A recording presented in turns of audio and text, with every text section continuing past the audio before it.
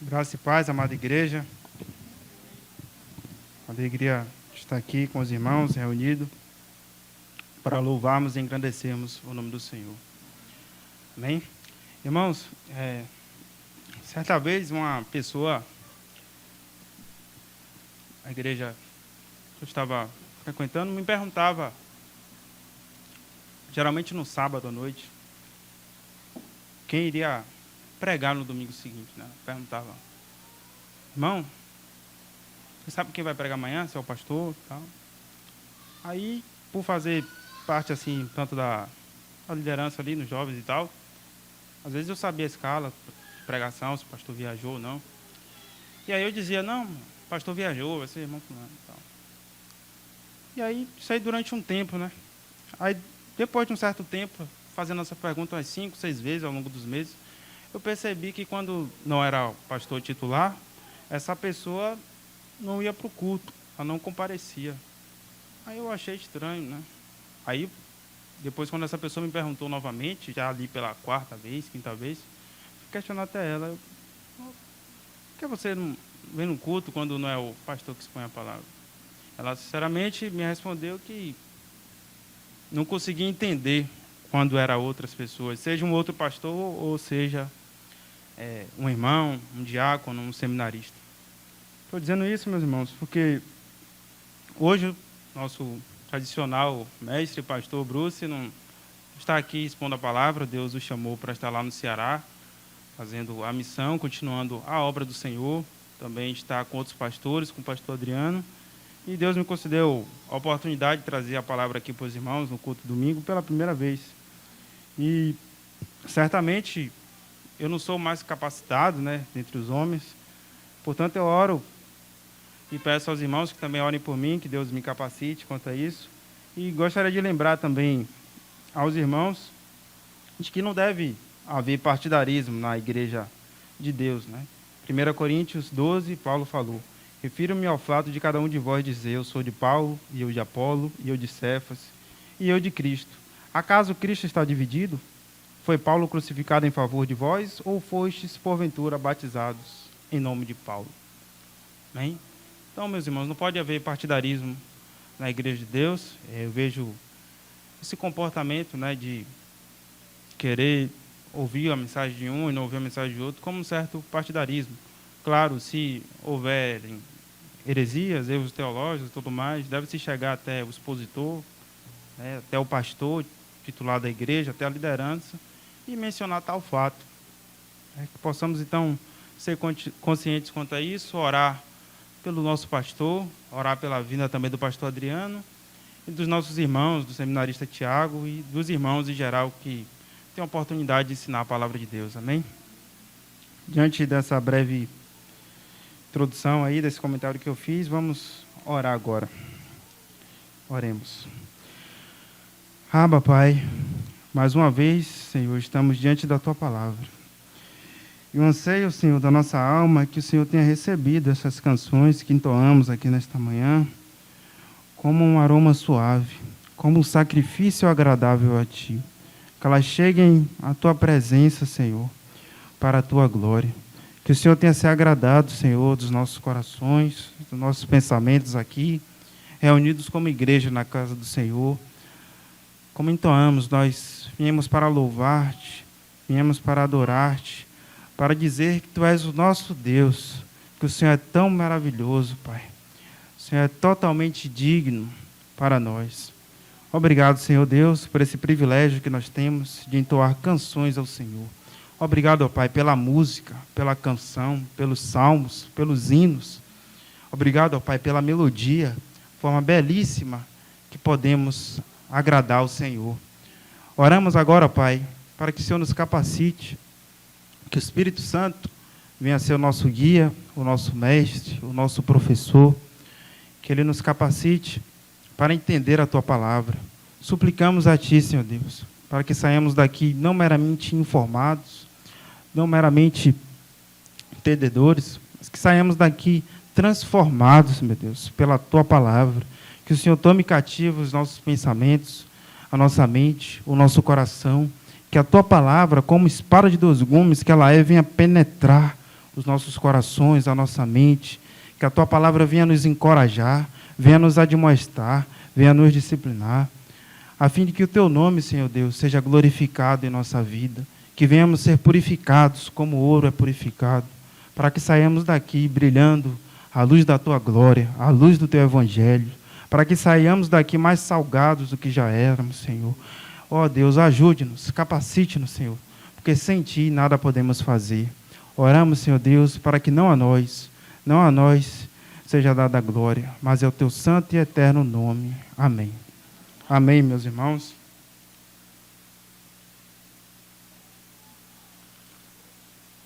Abramos a Escritura no livro do profeta Abacuque. Livro do profeta Abacuque.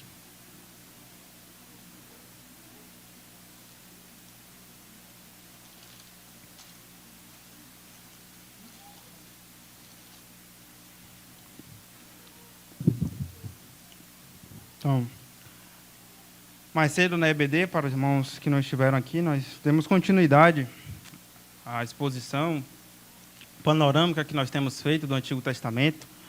Mencionei que o pastor Marcos Feitosa, quando estava presente convosco, iniciou esse panorama no Antigo Testamento. E após a saída dele, o pastor Bruce deu continuidade e também pediu para que os irmãos pudessem ter a oportunidade de ensinar também, de modo que o irmão Tiago Arruda expôs o profeta anterior, Naum, e hoje pela manhã eu expus já boa parte do livro do profeta Abacuque.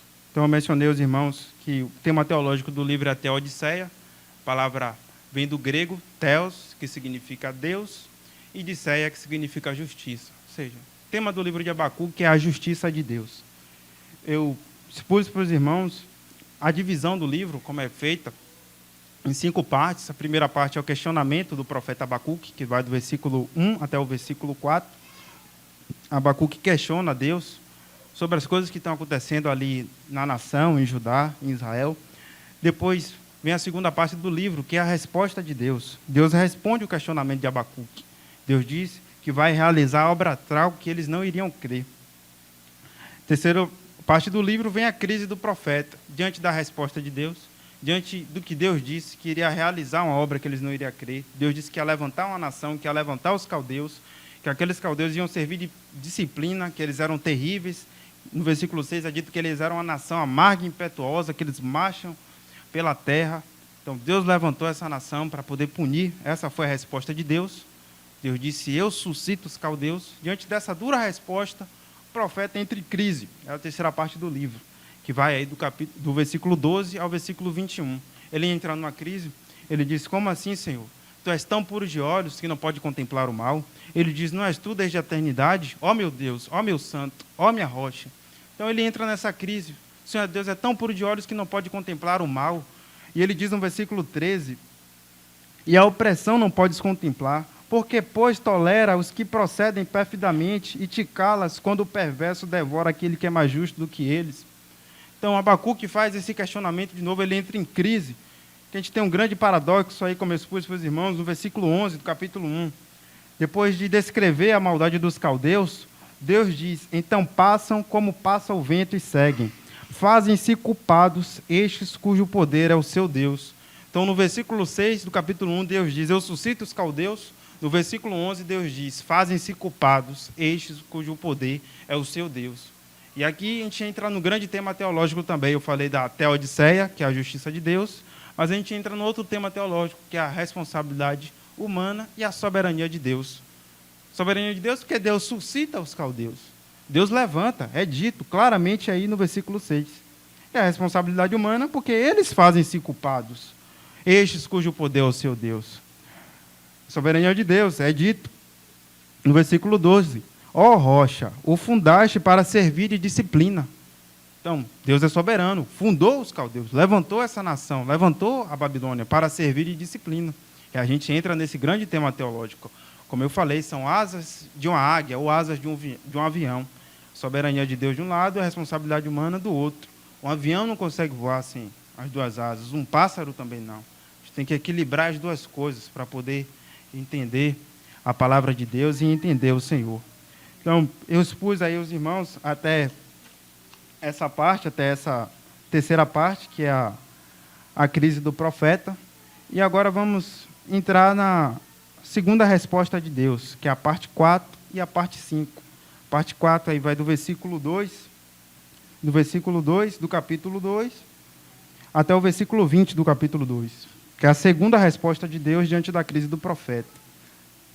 E a quinta parte do livro, a parte final do livro, que é um livro de 3 capítulos apenas, é o Salmo de Abacuque, que é o capítulo 3 inteiro. Ele faz um salmo, ele faz uma oração diante de tudo isso. Então, diante do contexto exposto, vamos ler a Sagrada Escritura, vamos ler a palavra de Deus com fé. Aí no versículo 6 do capítulo 2. Antes, eu queria ainda dizer aos irmãos que a mensagem aqui desse capítulo, né, o que a gente tem que ter em mente, é que Deus, meus irmãos, Ele é tão soberano, Ele é tão poderoso, que Ele reina até na destruição. Tenham isso em mente. Deus é soberano, até no caos, o Senhor está reinando. E aqui, na estrutura que o Abacuque, o profeta, colocou, uma estrutura bem didática, para a gente entender. A gente vai ver que virão acusações do Senhor, e após uma acusação vem uma sentença. Deus aqui agora está como juiz, está executando já a justiça. Deus está acusando o pecador. Está acusando, vocês fizeram isso, isso e isso, a sentença de vocês vai ser essa. Então percebam que vai vir uma acusação, e logo após a acusação, a sentença de Deus imediata. Porque, como eu comentei com os irmãos, a justiça de Deus não permite que haja impunidade. A justiça de Deus não permite que haja indulto. Se fosse assim, o Senhor Jesus Cristo não teria morrido na cruz, porque nós fomos salvos pela graça, mas não foi de graça. Amém? Então, leiamos versículo 6. Não levantarão, pois, todos estes contra ele um provérbio, um dito zombador? Dirão: ai daquele que acumula o que não é seu, até quando? E daquele que a si mesmo se carrega de penhores. Então aqui, Deus, através do profeta, diz que todos os humilhados por Nabucodonosor um dia irão zombar dele. Aqui nós temos o primeiro ai. Os irmãos lembram que ai se refere à maldição.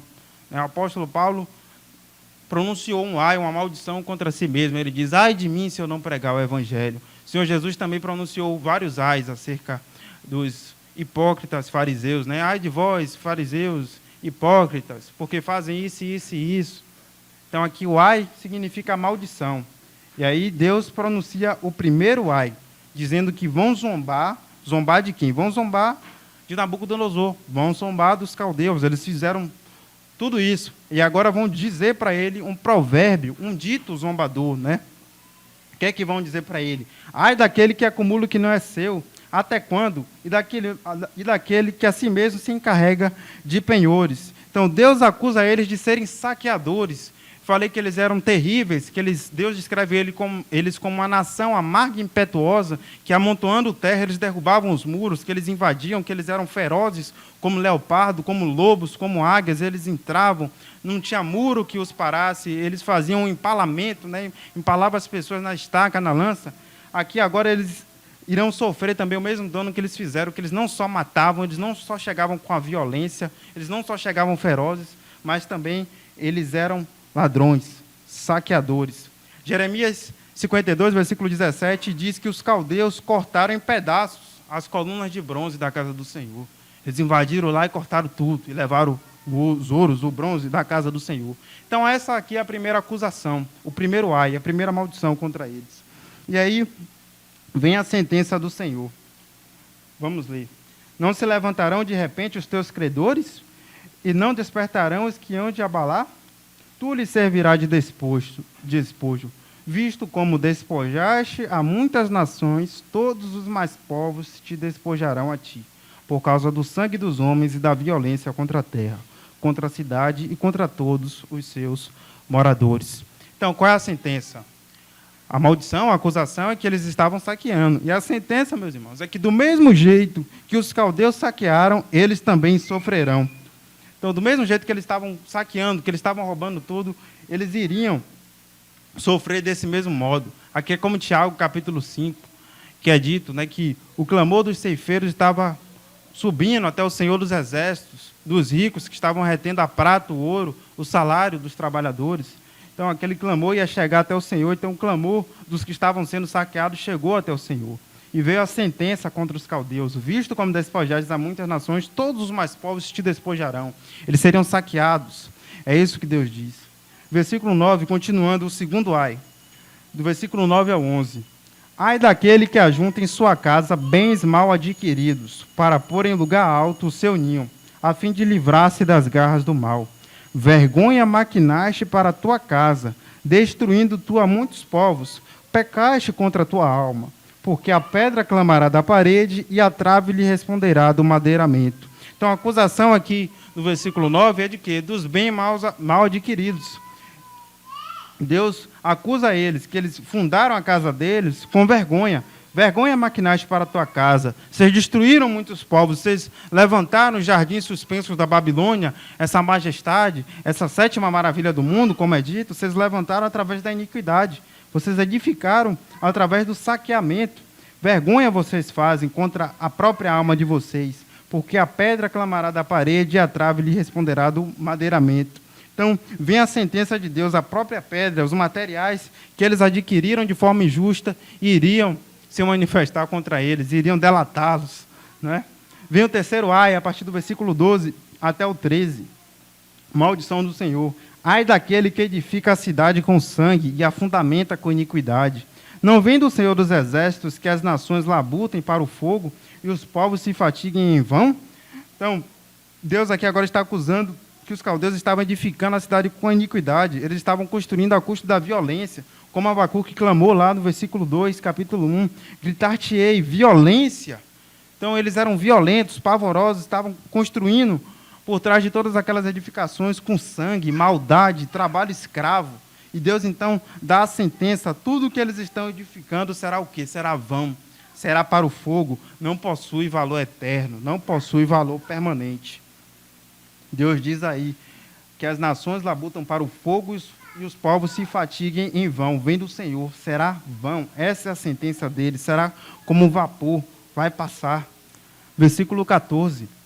Pois a terra se encherá do conhecimento da glória do Senhor, como as águas cobrem o mar. Aqui, meus irmãos, no versículo 14, um versículo belíssimo, nós temos um contraste. O Senhor está dizendo que a Babilônia é efêmera, mas o reino do Senhor é eterno. A terra se encherá do conhecimento da glória do Senhor. Haverá uma época, meus irmãos, que o conhecimento de Deus será como as águas que cobrem o mar. Você olha para o mar ele é amplo, ele é vasto, você não consegue ver um buraco no meio do mar, você vê ele assim, retamente, parece ser infinito, né? Você não consegue enxergar um final numa linha reta, você vê o mar todo extenso. Então, um versículo belíssimo, imagine isso, o conhecimento do Senhor, a glória do Senhor encherá a terra. Como as águas cobrem o mar, não haverá um espaço vazio, será amplo, será vasto o reino do Senhor. Aqui é um contraste que Abacuque faz do reino de Nabucodonosor, que é passageiro, que será vão, mas o conhecimento da glória do Senhor, no reino do nosso Senhor Jesus Cristo, reino eterno, no milênio do nosso Senhor, todos conhecerão, todo joelho se dobrará, toda língua confessará que Jesus Cristo é o Senhor. Do versículo 15 ao versículo 17, temos o quarto ai, é dito: ai daquele que dá de beber ao seu companheiro, misturando a bebida, o seu furor, e que embebeda para lhe contemplar as vergonhas. Serás farto de opróbrio em vez de honra. Bebe tu também e exibe a tua incircuncisão. Chegará a tua vez de tomares o cálice da mão direita do Senhor, e ignomínia cairá sobre a tua glória.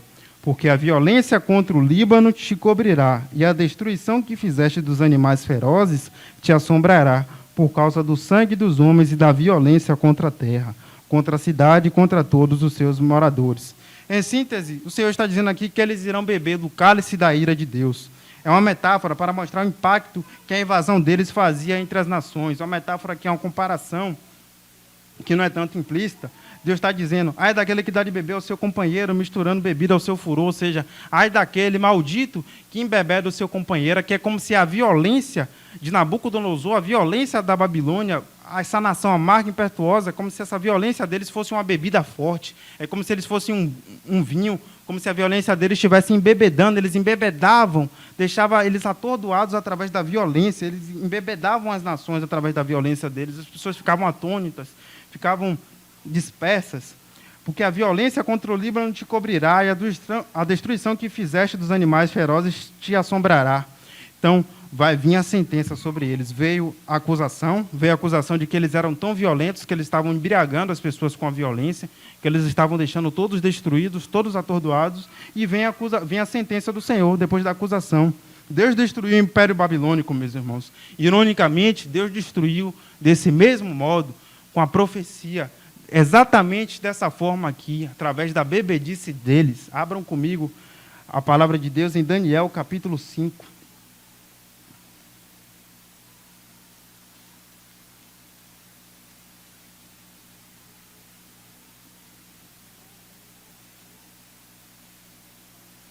Daniel 5. Vamos ler capítulo 1, ou capítulo 5, versículo 1 e 2.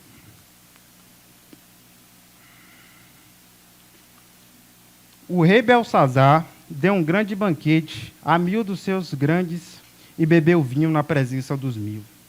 Enquanto Belsazar bebia e apreciava o vinho, mandou trazer os utensílios de ouro e de prata que Nabucodonosor, seu pai, tirara do templo. Então, saqueadores, né? Teve uma acusação contra eles. Falei, Jeremias 52, versículo 17, relata isso, ele roubando o ouro do templo. Seu pai tirara do templo, que estava em Jerusalém, para que neles bebessem o rei e os seus grandes, as suas mulheres e as suas concubinas. Então, aqui, eles estão fazendo exatamente isso, se embebedando com vinho, com as taças do templo da casa do Senhor. O que é que vai vir sobre eles? A sentença deles, né? A acusação é dessa, que eles estavam se embebedando, que eles estavam se embriagando com as coisas do Senhor, com os bens da casa do Senhor. A sentença está aí, a escritura na parede, no versículo 24 e 25, é dito: então, da parte dele foi enviada aquela mão que traçou esta escritura. Esta, pois, é a escritura que se traçou. Mene, mene, tekel e passim. Esta é a interpretação daquilo. Mene, contou Deus o teu reino e deu cabo dele. Tekel, pesado foste na balança e achado em falta. Pérez, dividido foi o teu reino e dado aos medos e aos persas. Então, desse modo é que foi destruído o reino, o império de Nabucodonosor, com a escritura na parede, com a profecia, ele se embebedando lá o reino de Belsazar, os seus 1000, as suas concubinas, as suas mulheres, eles na orgia em tudo aquilo. Então Deus trouxe a sentença. Eles se embriagavam, através da embriaguez deles, com violência, eles matavam o povo. Voltando lá para Abacuque.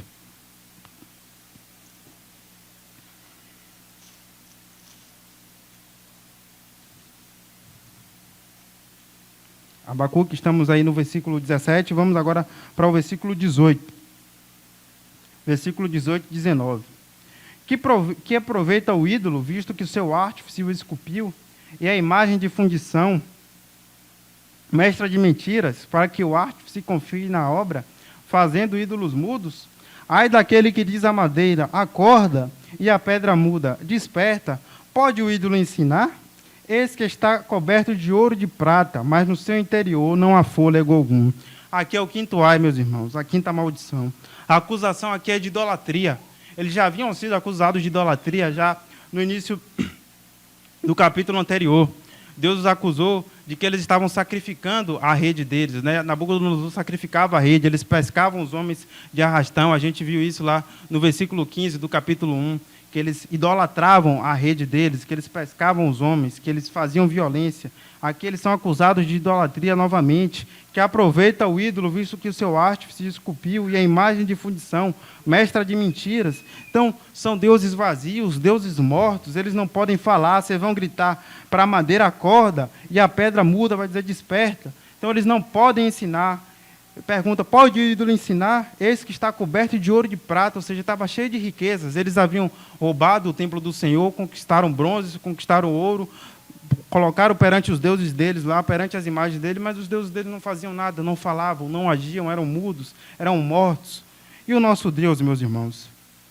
Deus diz que o Deus deles, o ídolo deles, não possui fôlego, não há fôlego nenhum, não pode fazer nada. E a questão que eu coloco é, e o nosso Deus?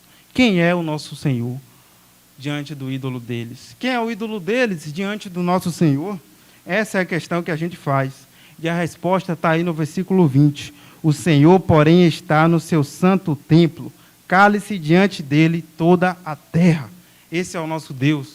Ele está no seu santo templo. Deus é soberano, Deus é onipresente, Deus é imanente, Deus é transcendente. Do seu santo templo Ele governa todas as coisas para a sua glória. Ele está governando, então cale-se. Ele diz, cale-se diante dele é toda a terra. Os ídolos são sem vida, os ídolos são imagens, são mudos, não podem falar, não podem agir. Mas nosso Deus governa. Ele é o Rei dos reis e Senhor dos senhores. É como lá Elias com os profetas de Baal, eles dançaram, chamaram e não fizeram nada, não puderam tocar fogo. Elias, 3 noites e 3 dias jejuou e orou, homem semelhante a nós, sujeito aos mesmos sentimentos. Tiago vai dizer lá, e caiu fogo do céu, caiu chuva do céu, graças ao poder do Senhor Deus vivo e verdadeiro. Elias provou que Deus deles são mortos, e nosso Deus é o Deus vivo, Ele está no trono, Ele é eterno. Então, meus irmãos, fazendo a síntese aqui, o que já cortina o seu plano para Abacuque. O plano de Deus é o quê? É disciplinar Israel. A gente vê isso explícito no versículo 12. Versículo 12 do capítulo 1. Abacuque diz, ó rocha, o fundaste para servir de disciplina. Fundaste quem? Fundaste os caldeus. Esse é o plano de Deus, disciplinar Israel. E ao mesmo tempo em que Deus disciplina Israel, como eu falei, a soberania de Deus é a responsabilidade humana, Ele vai destruir a Babilônia. Então, a soberania de Deus é a responsabilidade humana. Deus levantou soberanamente os caldeus para disciplinar, para punir o pecado do povo de Israel. Mas, ao mesmo tempo, Deus, que é tão puro de olhos que não pode contemplar a opressão, Ele vai punir. Ele vai punir Nabucodonosor, Ele vai humilhá-lo. Deus não vai deixar os pecados de Nabucodonosor impunes, não. Então, esse é o plano do Senhor. Deus mostra isso para Abacuque. Abacuque ouve e ele percebe que Deus está no controle da história. Ele falou aí no versículo 20, o Senhor, porém, está no seu santo templo, cale-se diante dele toda a terra. Ele estava questionando a Deus, lá no início do capítulo 1. Gritar-te-ei violência, até quando o Senhor ficará calado, Senhor? Até quando eu clamarei violência? Pode isso acontecer, a justiça se inverter, o perverso cercar o justo. Ele estava lá em choque, questionando ao Senhor. Agora, Abacuque ele já está começando a mudar a perspectiva. O Espírito Santo está abrindo ainda mais os olhos dele, através da revelação de Deus. Como eu falei, a revelação é progressiva. Primeiramente, ele viu o que estava acontecendo, ficou em choque. Agora, Deus foi revelando, Deus falou os ais, as maldições. Ele viu que, de fato, Nabucodonosor ia ser punido, que o reino de Deus é eterno, de Nabucodonosor é passageiro. Foi desse modo, meus irmãos, que Deus tratou o coração do profeta. O profeta estava angustiado, o profeta estava se colocando na torre de vigia, paciente, mas ao mesmo tempo sem entender. E Abacuque, então, aprendeu a lição, os dilemas, né? Abacuque viu que o sofrimento do justo é temporário, que o reino celestial está para vir, será cumprido. Viu que Deus, aqui, ele está tolerando o mal com um propósito. Deus está suscitando os caldeus com um propósito, não é uma falta de propósito, é uma disciplina. Desde já a gente aprende essa lição. Deus suscita o mal sempre com um propósito. É assim ao longo de toda a Bíblia, de Gênesis a Apocalipse, Gênesis 50 a 20, na vida de José. Vós intentastes o mal contra mim, porém Deus tornou o mal em bem. E isso para a glória dele. Amém? Vamos agora ao capítulo 3.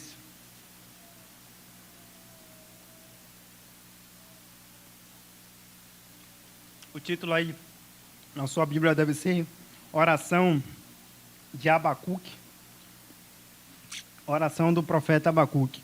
Eu falei para os irmãos também na EBD que Abacuque ele se coloca mais como um sacerdote do que um profeta. A distinção de um sacerdote e do profeta basicamente é que o profeta ele ia até o povo para levar a mensagem de Deus. Ele era usado por Deus para levar a mensagem de Deus para o povo. E o sacerdote era usado por Deus para levar os sacrifícios do povo até Deus, ou seja, o sacerdote é o quê? O mediador, ele faz a comunicação entre Deus e o povo, né? O sacerdote entrava lá e fazia o sacrifício. Então aqui Abacuque, com essas queixas, ele está sendo tanto profeta como sacerdote, é bom a gente ter isso em mente. Ele trouxe a mensagem, a profecia para o povo, mas também ele fez as queixas do povo ao Senhor, ele fez essa mediação.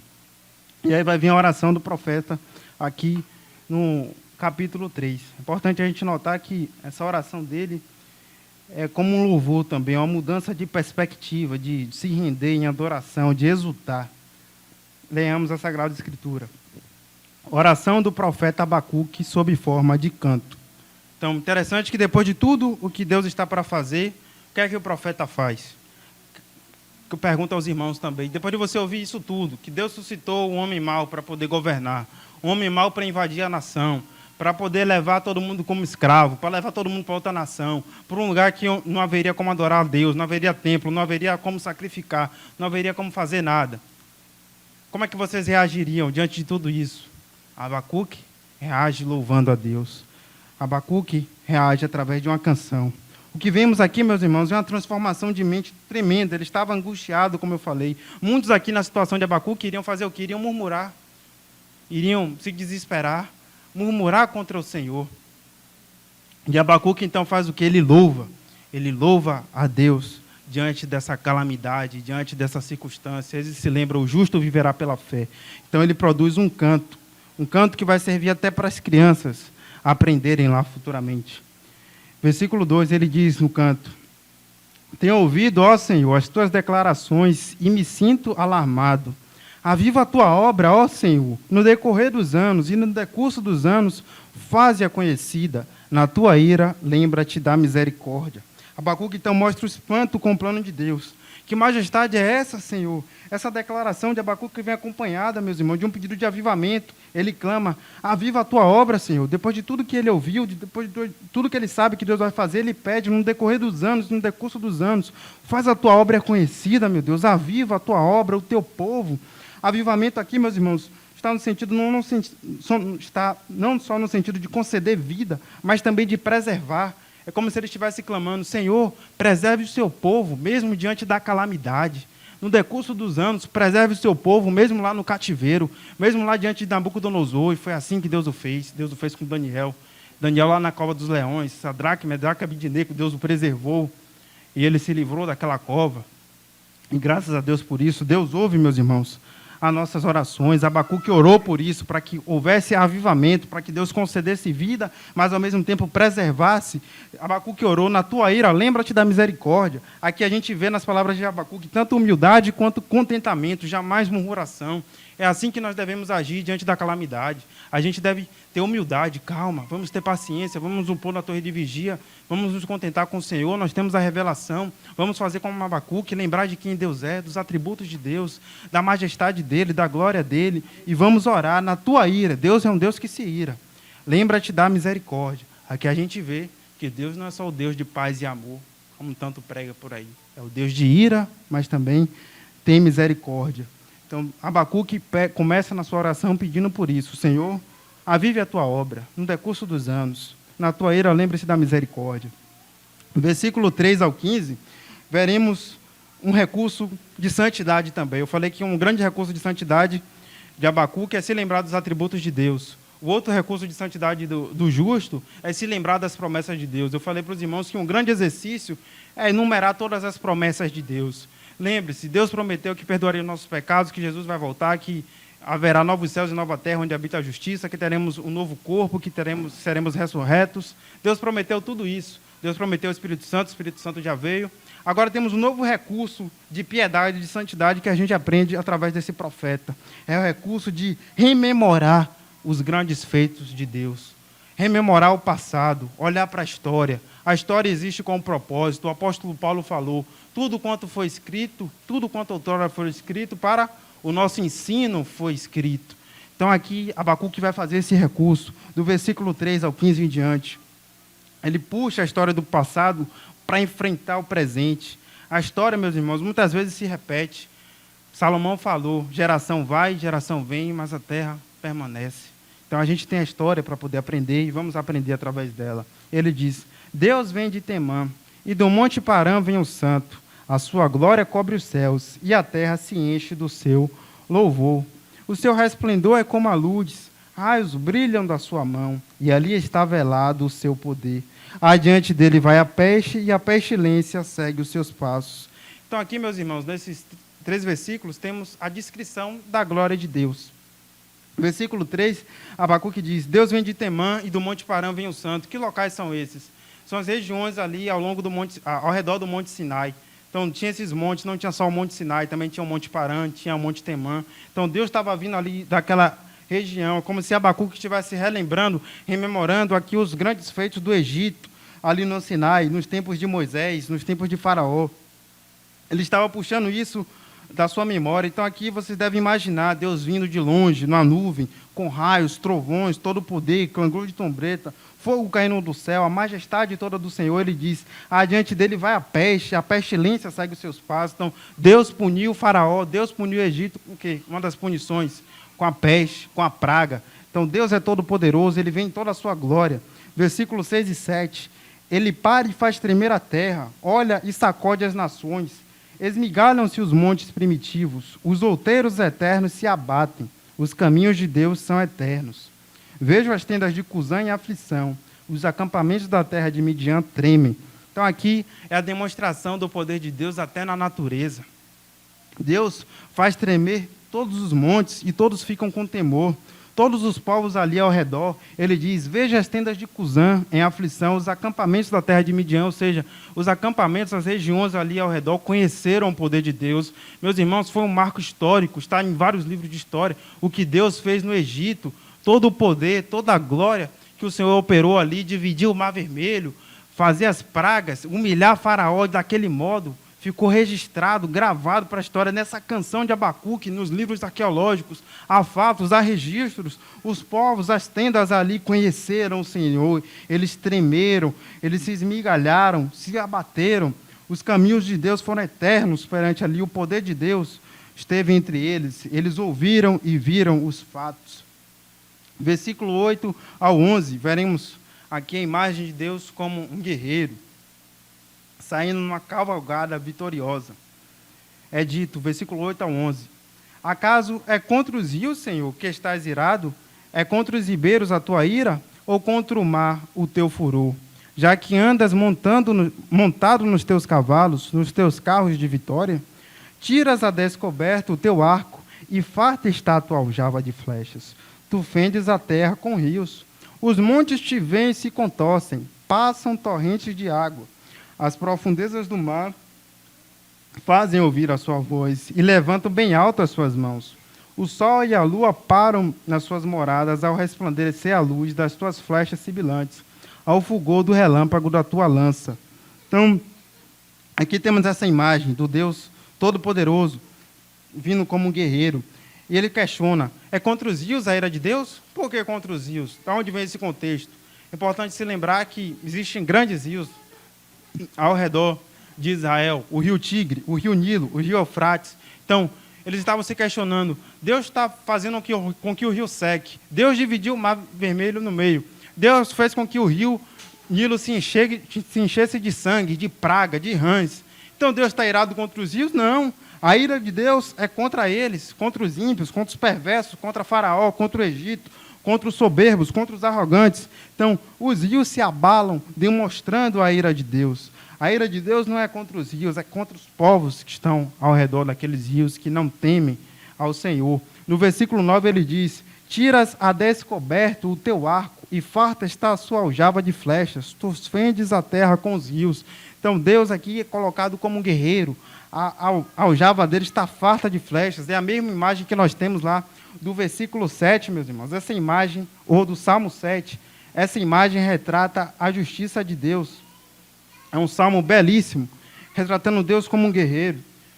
Salmo 7, versículo 11 ao 12, diz, Deus é justo juiz, Deus que sente indignação todos os dias. Se o homem não se converter, afiará Deus a sua espada. Já armou o arco, tem-no pronto. Então, Deus afiou a sua espada, Deus já armou o arco. Deus é um guerreiro que está irado contra o pecado, contra a soberba daquelas nações. Tem flechas variadas na sua aljava. Versículo 10, ele diz, os montes te veem e se contorcem, passam torrentes de água, as profundezas do mar fazem ouvir a sua voz e levantam bem alto as suas mãos. Meus irmãos, aqui a gente precisa usar a imaginação, é a personificação da natureza. Eu não sei se vocês já assistiram aqui o Rei Leão, aquele filme, desenho animado, né, que retrata a sucessão do reino da natureza lá, um filme da Disney.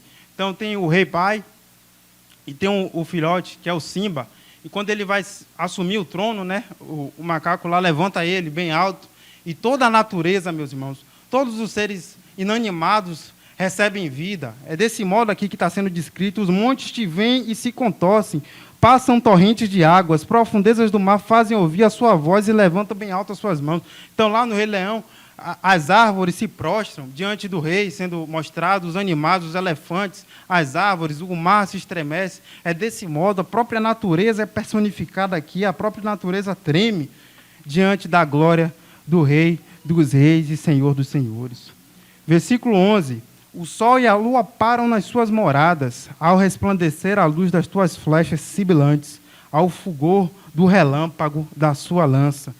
Então, os irmãos também vão ter que exercitar a memória aqui. Lembra que esse é o recurso de piedade de Abacuque, lembrar da história. A gente tem que ter uma memória muito boa, exercitar a memória. Que episódio aqui, meus irmãos, ele está se retratando.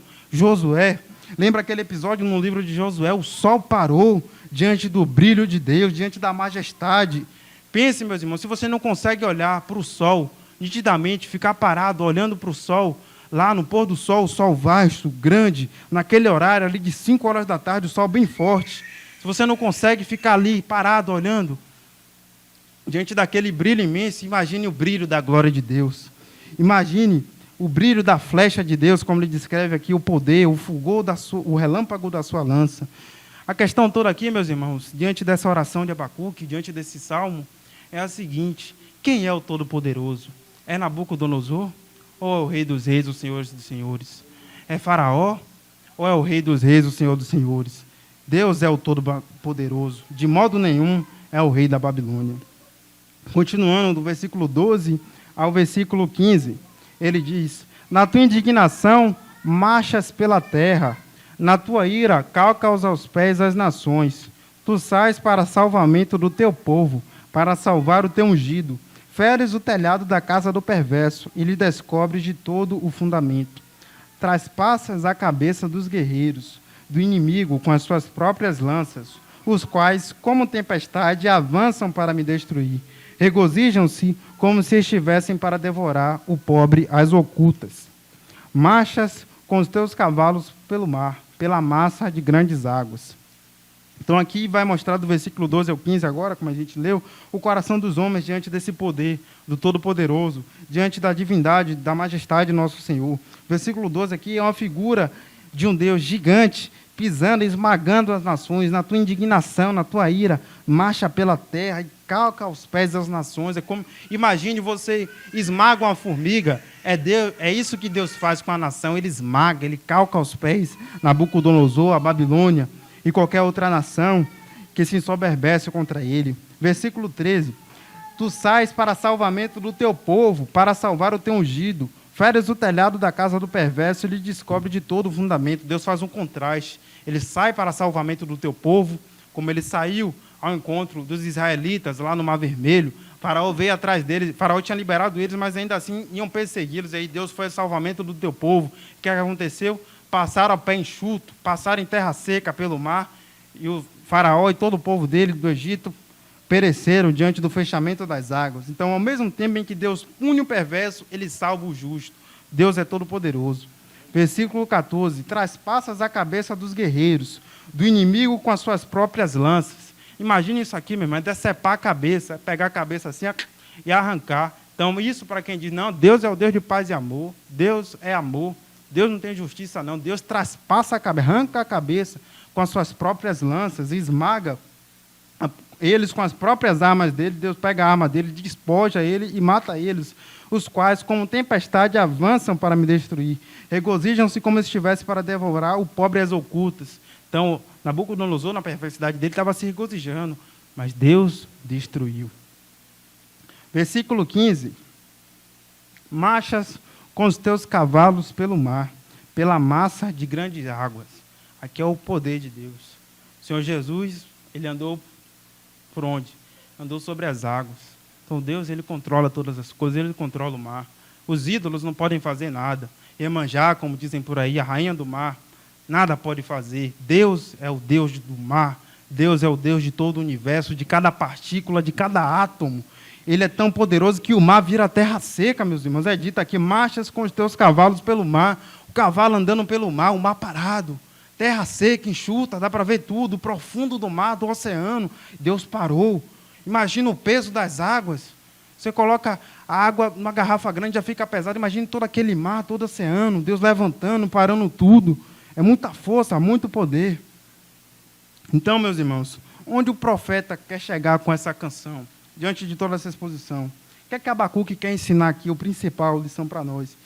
Ele quer ensinar, meus irmãos, que nenhum poder terreno aqui dessa terra, nenhum governador, nenhum governante, nenhum ditador, nem Faraó, nem Herodes, nem Hitler, nem qualquer outro, jamais poderá abalar o nosso Deus.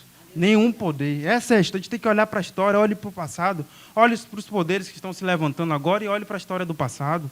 Veja qualquer outro poder, qualquer ditador, qualquer malfeitor que esteja se levantando agora na autoridade, no governo, e olhe para a história do passado. Veja o que é que Deus fez com eles, como é que Deus os humilhou, como é que Nabucodonosor ficou lá na soberba dele, humilhado, vivendo como animal, como é que Deus matou Herodes ali imediatamente. Esse é o resumo dessa canção de Abacuque. Deus é um Deus glorioso, Deus é um Deus poderoso, Deus é um Deus que é guerreiro, e Ele pune o malfeitor.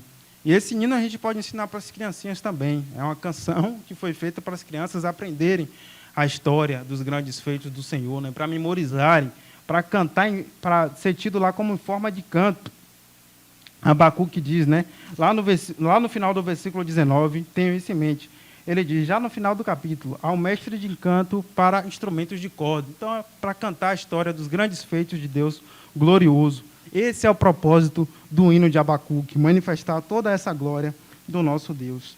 Agora, do versículo 16 ao 19, meus irmãos, é o epicentro do livro, né? É como o apóstolo Paulo, lá em Romanos 11, que ele faz aquela doxologia final, né? Aquela adoração final ao nosso Deus. Aqui Abacuque faz uma expressão, ele vai romper em fé, ele cresce ainda mais em fé perante o Senhor na sua oração. Versículo 16 ao 19. Esse versículo que muitos sabem de cor. Ouviu e o meu íntimo se comoveu. A sua voz tremeram os meus lábios. Entrou a podridão dos meus ossos e os joelhos me vacilaram, pois em silêncio devo esperar o dia da angústia, que virá contra o povo que nos acomete. Ainda que a figueira não floresça, nem haja fruto na vide, o produto da oliveira minta, e os campos não produzam mantimento, as ovelhas sejam arrebatadas do aprisco, e nos currais não haja gado. Todavia eu me alegro no Senhor, exulto no Deus da minha salvação. O Senhor, Deus é a minha fortaleza, e faz os meus pés como os da corça, e me faz andar altaneiramente, ao mestre de canto para instrumentos de cordas. Amém? Então aqui Abacuque rompeu em fé. Versículo 16, ele diz que viu tudo isso, meus irmãos, e não conseguiu ficar em pé. Ele diz, ouviu e meu íntimo se comoveu. Foi como João, tendo a revelação, se comoveu, se prostrou, se caiu. A sua voz tremeram os meus lábios, ele ficou com tremedeira, como Isaías, né? Ai de mim, que sou homem de lábios impuros, e vi o Senhor dos exércitos, a glória do Senhor. Então os lábios deles tremeram. Entrou em podridão dos meus ossos, e os meus joelhos me vacilaram. Então aqui, podridão dos ossos, remete a isso, ele não conseguiu ficar em pé, ele ficou em silêncio, ele ficou resignado diante da revelação da glória do Senhor. Então ele esperou Deus agir. Abacuque, ele não ficou murmurando, eu enfatizo isso. Diante de toda essa calamidade, nós, meus irmãos, somos tentados a murmurar. O Senhor está ruim. Como o povo murmurou no deserto, Senhor, aqui está difícil, não tem água direito, não tem comida, não tem isso, não tem aquilo. Estão perseguindo, estão tendo aflição, está tendo censura, está tendo isso, está tendo aquilo outro. O Senhor está levantando os caldeus, nação amarga, impetuosa, são terríveis. Murmura, murmura, reclama. Não. Paciência, oração, louvor. É isso que chega até o profeta. Essa é a atitude mais difícil para os dias atuais, meus irmãos. Porque nós somos tentados ao conforto, somos a geração do conforto, a geração da Netflix, do smartphone, da internet, do sofá, da comida pronta, o fast food, tudo é um conforto. É muito difícil para nós não murmurar. Queremos as coisas na hora e no exato momento. E a oração, a vida de fé, como eu falei, o justo viverá pela fé, é a vida da paciência. É a vida que devemos ter para poder agradar a Deus. Então, muitas vezes, meus irmãos, esse conforto pode custar a nossa fé. É importante a gente meditar sobre isso. Conforto, muitas vezes, pode custar a nossa fé. Então, vamos orar, vamos buscar ao Senhor, como Abacuque tem buscado aqui. E ele continua, versículo 17. Ainda que a figueira não floresça, nem haja fruto na vide, o produto da oliveira minta, e os campos não produzam mantimento, as ovelhas sejam arrebatadas do aprisco e nos currais não haja gado. Então, aqui, resumindo o que Abacuque está dizendo, mesmo que fosse tirado todos os elementos básicos para a subsistência, Abacuque continua alegre no Senhor. Foi retirado tudo, imagina, foi retirada a água, foram retiradas as substâncias básicas, a comida, a água, a energia, tudo que é necessidade bíblica, como o pastor Bruce expõe aqui. E ele diz, ainda que não haja nada disso, a vide, a figueira era usada lá para muitas coisas, a vide para a bebida, para preparar a bebida fundamental ali no Oriente, que era o vinho, foi tirada. A vide, ele dizendo que acontecendo isso, os campos não produzem mantimento, não houver mais fruto lá nas árvores, não tiver mais como plantar nem como colher, que era a economia lá do Antigo Oriente, era sempre plantando e colhendo, ainda que não haja nada disso, que as ovelhas sejam arrebatadas do aprisco, o curral não haja gado, ainda que não haja animal, que não haja mais galinha para a gente comer, não haja mais ovos, não haja mais boi, que não haja nada disso. Ele diz, todavia eu me alegro no Senhor. Meus irmãos, aqui é muita fé. São substâncias básicas, meu. A gente não está falando de não ter carro, a gente não está falando de não ter celular, relógio, internet. Não, são coisas, subsistências básicas, é o que comer, o que beber. E ele diz que estaria alegre no Senhor. Quantas vezes a gente não chora, não murmura, se o ladrão levar o celular, se o celular quebrar, ou acontecer alguma outra coisa. E aqui ele está falando da subsistência básica. Tão difícil manter a alegria se um objeto desse aqui a gente perder. Imagina, então, a subsistência básica, faltar água. Como você reagiu na falta de água aí que ficou durante algumas semanas? A nossa vida já fica mais difícil, né, sem essa subsistência básica. E Abacuque manteve essa alegria no Senhor, ainda que não houvesse nada disso. Então, temos que buscar o Senhor em oração para ter essa fé, para ter essa força. Não é algo que a gente nasce aprendendo. Meu filho nasce sabendo disso. Ninguém nasce sabendo disso, até o grande homem de fé, meus irmãos. Apóstolo Paulo, abram lá comigo a Sagrada Escritura, Filipenses capítulo 4.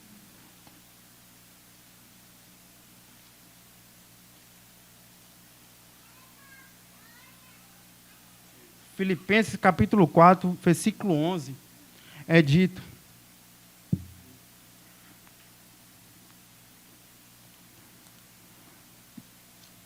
Filipenses 4, do 11 até o 13. Digo isto não por causa da pobreza, porque aprendi a viver contente em toda e qualquer situação, tanto sei estar humilhado como também ser honrado. De tudo e em todas as circunstâncias já tenho experiência, tanto de fartura como de fome, assim de abundância como de escassez. Tudo posso naquele que me fortalece.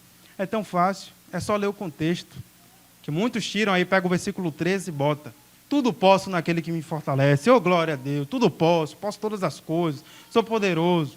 Não é isso que dizem? É só pegar o contexto. Qual é o contexto aqui? Versículo 11. Digo isto não por causa da pobreza, porque eu aprendi. Então ele não nasceu sabendo, ele diz: eu aprendi, eu não nasci sabendo. Eu aprendi a viver contente em toda e qualquer situação, mas a gente não quer aprender, meus irmãos. A gente não deseja aprender. A gente não quer. Como é que eu vou aprender se eu não passar pela situação? Eu tenho que passar pela situação como Paulo passou. Ele só aprendeu porque ele passou. Ele pode dizer, tanto você está humilhado, como também ser honrado. Ele foi humilhado, mas também ele foi honrado. De tudo e em todas as circunstâncias já tem a experiência, tanto de fartura como de escassez. A gente não quer a escassez, a gente só quer a experiência da fartura, né? A gente só quer a experiência da abundância. E é isso que Abacuque está dizendo, as mesmas palavras de Paulo. Tudo posso naquele que me fortalece, ainda que não haja fruto na videira, que os currais não haja nada, que os campos não produzam mantimento, nada disso. Todavia eu me alegro no Senhor, tudo posso naquele que me fortalece. Essa é a palavra de Abacuque, é a mesma do apóstolo Paulo. É por isso que nós temos que orar. E aí ele termina glorificando a Deus. O Senhor Deus é a minha fortaleza e faz os meus pés como os da costa e me faz andar alternaramente. Então é isso aí. Deus pode fazer tudo por ele. Tudo ele pode naquele que ele me fortalece. Tudo naquele que fortalece. Deus é a fortaleza dele. Faz os pés dele como os da costa. O faz andar altaneiramente. Então ele pode dizer como Paulo disse: tudo posso naquele que me fortalece. Porque o Senhor Deus é a minha alegria, ao mestre de canto para instrumentos de cordas. Ou seja, isso aí foi uma canção, como eu falei para os irmãos, repetindo novamente, para compor, para ensinar para as crianças. E aí eu encorajo os irmãos, né, como a gente memoriza a Sagrada Escritura, memoriza a parte, né, essa parte, como eu falei aqui, do versículo 17 até o 18, muitos têm de cor, até os que nunca leram a Bíblia, né, conseguem recitar essa passagem e a gente ensinar para as crianças ao longo das gerações e clamar a Deus por isso. Amém? Vamos agora, meus irmãos, para algumas lições com o texto exposto, né? Todo o livro de Abacuque aí, do capítulo 1 até o capítulo 3, verso a verso, todo exposto. Vamos agora a algumas lições, né? O que é que a gente aprende aqui com o livro de Abacuque, com a história do profeta Abacuque. A primeira lição é que quem é de Deus, meus irmãos, passa por crises de fé. Essa é uma verdade. Se lembre disso. Se é de Deus, se é um servo do Senhor, você vai passar por crises de fé. Você vai passar por dias maus. Às vezes a gente se pega duvidando do cuidado de Deus. Às vezes a gente se pega duvidando do amor de Deus. Às vezes a gente se pega duvidando da santidade de Deus. Tu és tão puro de olhos que não pode contemplar o mal, porque, pois, toleras que o perverso destrua o justo. Então ele até duvidou da santidade de Deus. Às vezes a gente se pega desse modo, como o Salmo 72, o Salmo de Asaf, né, que ele invejava os ímpios. Às vezes a gente se pega desse modo, invejando os ímpios. Então, aqueles, meus irmãos, que creram verdadeiramente, não permanecem em crise por muito tempo. Isso porque a fé genuína vence o medo. Está lá em 1 João, né? A nossa fé é a fé que vence o medo. Não podemos viver, meu irmão, desse modo, angustiado, abatido, quando tivermos a sensação, né, de que o mal está vencendo, a gente estiver em aperto, a nação, isso, aquilo acontecendo, articulações ao longo do mundo, a escassez vindo. Quando a gente tiver essa sensação da impunidade, a gente deve se lembrar desse livro. A gente deve se lembrar dessa lição, que quem é de Deus passa por crise de fé. Se você é um cristão, se você é um salvo, você vai passar por crise de fé. Deus usa o mal para executar os seus planos. A gente viu essa lição. Mas do mesmo jeito que ele usa o mal para executar os seus planos, ele também usa o bem para o nosso bem, para a nossa glória. Ele usa o mal para punir a arrogância dos próprios maléficos. Ele usou o próprio mal de Nabucodonosor para punir Nabucodonosor. Ele usou o próprio mal de Faraó para punir Faraó. Ele usou os irmãos de José. Deus conhece, meus irmãos, a arrogância dos que habitam esse mundo caído. E um dia ele vai vir julgar. Um dia ele vai vir julgar cada arrogante de todas essas gerações. Eles vão ser punidos definitivamente. E se você está aqui nessa manhã e não quer ser alvo dessa ira, se você está aqui nessa manhã e não quer ser alvo desse juízo divino, se você está aqui nessa manhã e permanece orgulhoso, sem se prostrar, sem se arrepender, eu te convido a ler a Sagrada Escritura em Apocalipse, capítulo 22, versículo 12 ao 15. Apocalipse 22, versículo 12 ao 15. E eis que veio sem demora, e comigo está o galardão que tenho para retribuir a cada um segundo as suas obras. Eu sou o Alfa e o Ômega, o primeiro e o último, o princípio e o fim. Bem-aventurados aqueles que lavam as suas vestiduras no sangue do Cordeiro, para que lhes assista o direito à árvore da vida e entre na cidade pelas portas. Fora ficam os cães, os feiticeiros, os impuros, os assassinos, os idólatras e todo aquele que ama e pratica a mentira. Amém? Então o Senhor Jesus virá, o juízo divino virá. Se arrependa dos seus pecados, creia tão somente no Senhor Jesus Cristo como seu Senhor e Salvador. Venha até o Senhor Jesus, se arrependa dos seus pecados nesta manhã, porque o juízo divino virá. Ele vem sem demora. Ele é o Alfa e o Ômega. Um dia para o Senhor é como 1000 anos como um dia. Não tarda o Senhor a sua promessa, meus irmãos. É tempo. Hoje, se ouvides a sua voz, não endurçais o coração. Arrependa-se. Venha até o Senhor. A segunda lição, meus irmãos, que o livro de Abacuque nos ensina, é como devemos agir diante da calamidade. A primeira lição é que quem é de Deus passa por crise de fé. A segunda lição é que a gente sabe como agir diante da calamidade. Nos dias maus devemos fazer como Abacuque. Como é que a gente age diante da calamidade? Senhor, na tua ira, lembra-te da tua misericórdia, lembra da misericórdia de Deus. Devemos clamar como Abacuque, aviva a tua obra, Senhor. Você já fez isso, meus irmãos? Nos dias que estamos vivendo, você colocou seu joelho no chão e clamou: Senhor, aviva a tua igreja, concede avivamento, crescimento espiritual, maturidade cristã. Senhor, concede arrependimento aos meus vizinhos, aos meus familiares. Coloque seu joelho no chão e se prostre. Senhor, aviva a tua obra ao longo das gerações. Meus irmãos, os avivamentos só vêm através de uma vida de oração. Ore, meu irmão, ore, minha irmã, clame. No livro de Atos a gente vê a oração o tempo todo, é Pedro, João, os apóstolos orando. E o avivamento vindo, Deus os capacitando. Jonathan Edwards, um homem de oração, houve um avivamento no tempo dele, ele clamou: Senhor, grava a eternidade dos meus olhos. A igreja tem que orar, meus irmãos, nós não podemos esquecer da comunhão com Deus. Diante da calamidade, o que nos resta é oração, é pedido por avivamento, despertamento espiritual. É isso que nós necessitamos. Eu pergunto: cadê as viúvas insistentes? Julga a minha causa, Senhor, julga a minha causa, batendo. Cadê os amigos importunos? Aquele amigo que bate lá de madrugada e não para. Dá. Pede. Pedi e dá-se-vos-á, buscai e achareis, batei e abri-se-vos-á. Temos que ser assim, é uma batalha espiritual. O espírito milita contra a carne milita contra o espírito, meus irmãos. Devemos orar e vigiar. Essa é a lição que a gente aprende para os dias de calamidade. Terceira lição, que eu já mencionei aqui, mas para enfatizar, para fixar: rememorar os feitos do passado. No dia mau, pergunte: quem é o nosso Deus? Você está ali no dia mau, pare. É difícil, mas o Espírito Santo nos capacita para isso. Quem é o nosso Deus? O que Deus fez no Egito, o que Deus fez nos tempos de Herodes, o que Deus fez com Nabucodonosor.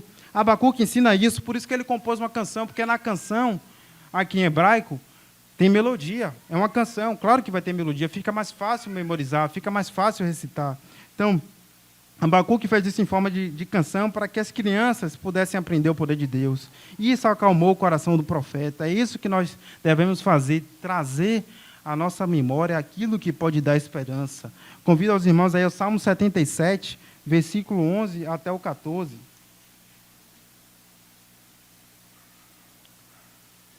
Salmo 77, versículo 11 ao 14.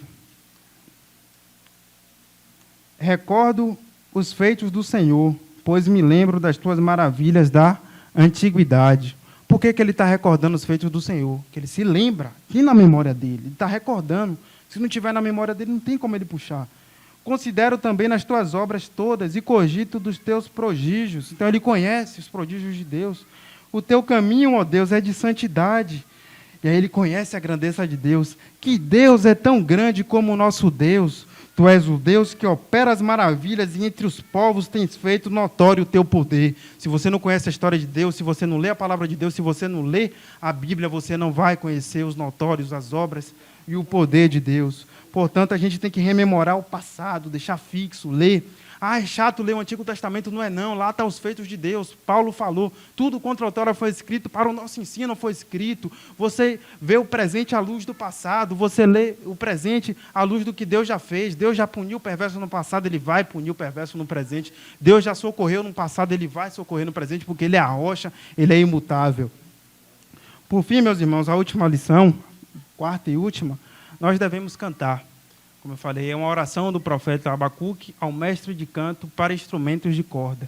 Nós devemos cantar, nós devemos louvar o Senhor, mesmo na calamidade. É disso que Deus se agrada. Nós não precisamos mais oferecer sacrifícios, né? Oferecer oferenda, como algumas religiões ainda oferecem, e como era oferecido no Antigo Testamento, né? No livro de Levítico tem mais de não sei quantos sacrifícios. Sacrifício pela oferta, pela culpa, pelo pecado, pela ignorância. O sacerdote oferecia sacrifício, animais, pomba, rolinho, isso, aquilo, outro. Nós não precisamos mais sacrificar, porque o Senhor Jesus já se sacrificou em nosso lugar. E você sabe qual é o sacrifício que devemos oferecer hoje? Está lá, Hebreus capítulo 13, versículo 15. É o sacrifício que eu te convido a oferecer juntamente comigo nessa manhã. Hebreus capítulo 13, versículo 15. Por meio de Jesus, pois, ofereçamos a Deus sempre sacrifício de louvor, que é o fruto de lábios que confessam o seu nome. Por meio de Jesus, louvemos a Deus. Esse é o sacrifício que Deus se agrada. Nós podemos sacrificar, assim como o sacerdote sacrificava lá no Antigo Testamento, nós podemos sacrificar a Deus, louvor, fruto dos nossos lábios. Ele se agrada disso. E eu te convido, nós como povo de Deus, eu te convido a fazer isso, a pronunciar loucuras, meus irmãos. Sim, A sabedoria de Deus é isso, é loucura para o mundo, loucura para os que não creem. Louvar a Deus na calamidade é loucura. Por isso, louve, diga como Jó: nu saí do ventre da minha mãe e nu voltarei. O Senhor deu e o Senhor tomou, bendito seja o nome do Senhor. E lembre-se de Paulo e Silas, eles estavam fazendo o quê na prisão? Louvando na prisão, amém? Louve ao Senhor. Te convido agora, igreja, a ficar de pé, vamos orar com o profeta. Independente do que aconteça nessa manhã, nos anos que virão, que você possa dizer: eu me alegro no Deus da minha salvação, amém?